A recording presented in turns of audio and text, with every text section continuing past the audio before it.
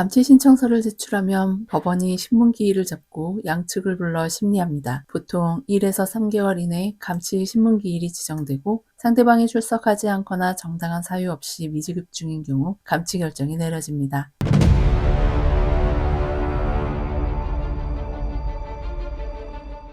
양육비를 계속해서 안 주고 있다면 감치 재판으로 해결할 수 있습니다. 양육비 미지급 대응법 감치 재판에 대해 알려드리겠습니다. 그 이후 사적 이적 소득 신고 방법까지 같이 알려드릴게요. 이혼 후 양육비를 지급하지 않은 전 배우자로 인해 경제적, 심리적 고통을 겪는 분들이 많습니다. 나라에서 양육비 선지급제를 실시하고는 있지만 여러 조건을 충족해야 받을 수 있으니 다른 방법을 생각해 볼 수밖에 없습니다. 양육비를 지급하지 않는 전 배우자에게 할 수 있는 법적 의무를 강제할 수 있는 감치재판 신청 절차를 알려드리겠습니다. 감치란 법정 질서 유지나 법적 의무 이행을 강제하기 위해서 특정인을 일정 기간 구금할 수 있는 제도입니다. 최대 30일간 가능하고 법적 명령을 따르지 않을 경우 압박수단으로 사용합니다. 감치재판을 신청할 수 있는 조건으로는 법정 소란, 재산 명시 불이행, 양육비 미지급 3회 이상일 경우고요. 과태료를 미납했을 경우에도 감치 명령을 할 수 있습니다. 물론 이런 감치 결정에 대해 항고할 수 있습니다. 감치재판 신청을 하기 전 필요한 것이 양육비 이행 명령 신청입니다. 필요 서류로는 이혼 판결문이나 양육비 지급 합의서와 양육비 미지급 내역을 날짜와 금액 등 기재하여 신청하시면 됩니다. 이행 명령까지 약 2주에서 4주 사이 소요가 됩니다. 신문이 필요하거나 법원 일정에 따라 달라질 수 있습니다. 접수 후 전 배우자에게 답변 제출하라는 내용이 명시되어 이행 명령 신청 사실 통보가 가게 됩니다. 이때 7일에서 14일 이내 답변하라는 내용이 명시되어 있습니다. 이행 명령서에 명시된 날짜가 지나도 지급하지 않을 경우 감치 신청이 가능합니다. 즉, 이행 명령서에 7일 안에 이행하라고 명시가 되어 있고 그 안에 양육비가 입금되지 않았다면 8일째 되는 날부터 감치 재판 신청을 하실 수 있습니다. 신청서 작성하실 경우에는 상대방의 인적사항, 양육비 미지급 내역, 이행명령 결정문, 지급하지 않은 사유에 대한 설명 등이 들어가 있어야 합니다. 신청서가 접수되고 난 후에 감치재판 기일을 잡고 양측을 불러 신문하게 됩니다. 정당한 사유 없이 지급되지 않았다 판단될 때에는 감치명령이 내려지게 됩니다. 감치명령이 내려진 후에는 전 배우자의 관할 경찰서에서 체포할 수 있습니다. 감치기간 중 양육비를 지급하면 즉시 석방 가능합니다. 양육비 지급을 실질적으로 유도하는 효과를 낼 수 있습니다. 감치재판의 효과로는 법적 압박으로 양육비 지급 가능성이 높아지며 선지급 양육비 신청에 유리해집니다. 선지급제 신청 시 중요한 증빙자료로 감치재판 결정서를 첨부할 수 있습니다. 만약 한부모나 생계급여 등의 복지 혜택을 받고 있다면 사적 이전소득 신고를 통해 감액을 방지하세요. 사적 이전소득이란 가족, 친인척, 지인, 후원자 등에게서 받은 현금성 지원을 말합니다. 기초생활수급자에게는 소득으로 간주될 수 있어 급여가 감액될 수 있기 때문에 미리 신고를 하고 감액을 막으세요. 신고의 목적은 생계급여, 주거급여 등의 기초생활수급급여의 감액을 방지하는 효과를 낼 수 있습니다. 신고하게 되면 정기적, 비정기적 지원 여부에 따라 소득 반영 여부를 결정하게 됩니다. 이때 소득 제외 항목 증빙 자료로 의료비나 주거비 등을 내시면 소득 제외 가능합니다. 신고 방법은 최근 1년간 받은 금전적 지원 내역을 정리하셔야 합니다. 지원자, 금액,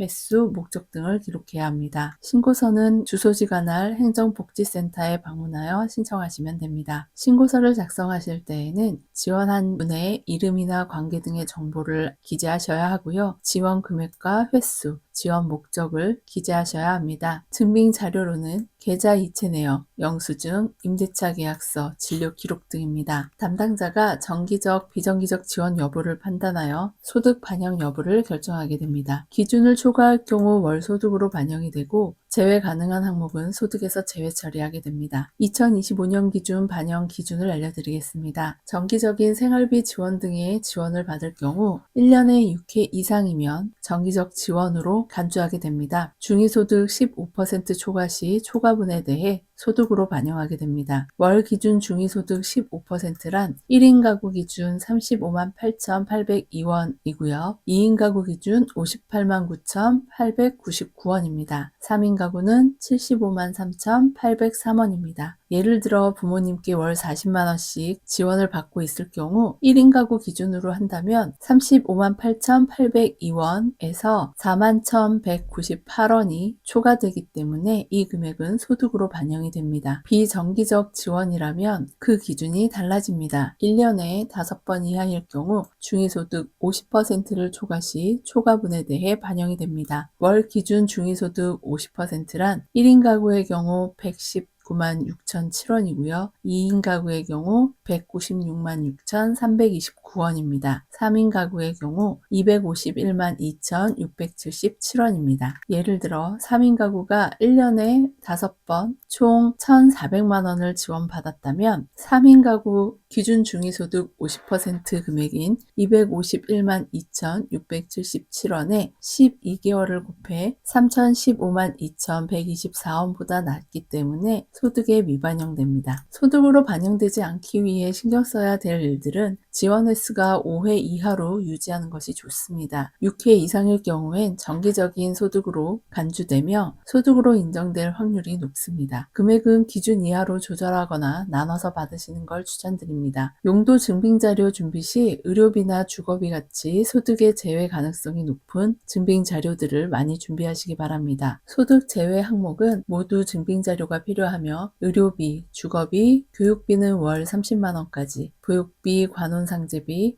대출금 상환, 이사비용, 재해복구비, 장애인 보조기기 구입비, 법적 소송비용 등이 있습니다. 감치 신청서를 제출하면 법원이 신문기일을 잡고 양측을 불러 심리를 합니다. 보통 1에서 3개월 이내에 감치 신문기일이 지정되고 상대방이 출석하지 않거나 정당한 사유 없이 미지급 중이라고 판단이 된다면 감치 결정이 내려집니다. 서로 간의 문제로 이혼을 했다 해도 아이들에 대한 의무가 없어지는 것은 아닙니다. 자녀의 전반적인 성장과 발달을 책임지는 권리와 의무로서 양육자에게 비양육자가 보내는 최소한의 의무입니다. 하지만 개인적으로는 이혼을 해서까지 이런 양육비로 인해 오히려 아이들에게 안 좋은 영향을 미치는 것은 아닌지 조금 걱정됩니다. 양육비를 보내지 않는다며 아이들 앞에서 전 배우자이자 아이들의 부 또는 모를 안 좋은 사람으로 이야기한다거나 양육비를 보내는데도 아이들을 못 만나게 하는 등의 일로 서로에게 아이들에게 좋지 않은 영향을 계속 주고받고 있는 일들을 많이 볼 수 있기 때문입니다. 이혼을 결심했다면 이혼 시 모든 것을 정리하고 서로 연락할 일이 없도록 하면 어떨까 조심스레 의견을 내봅니다. 내용이 도움되셨다면 구독, 좋아요, 알림 설정 부탁드리고요. 좀 더 자세히 보고 싶으신 분들은 설명란 링크 참고해주세요. 복지에 관한 궁금한 점 있으신 분들 댓글 남겨주세요.